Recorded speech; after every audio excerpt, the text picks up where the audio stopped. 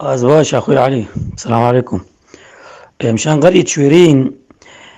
قرية شويرين قرية كردية من الأجداد. أول شي نعرفك عن شويرين. قرية شويرين تابعة إداريا لمنطقة حلب.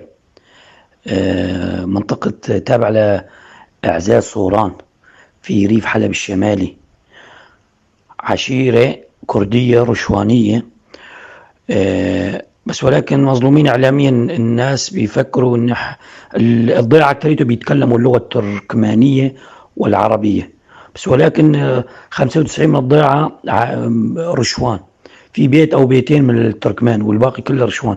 ولكن بشكل عام الضيعة أكثريتهم بيحكوا تركمان وعربي، مثل باقي الضياع اللي انظلموا اعلاميا، اللي تناسوا، اللي الناس فكروا ضيعه تركمانيه او عربيه. هي ضيعه من اب لجد كرديه.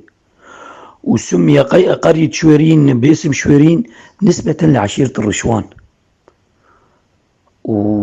والقرايب الرشوان منتشرين في تل عرن وقدريش، في طقلي، في عده قرى منتشره عشيره الرشوان. أذكردم. يلا يعطيك العافية.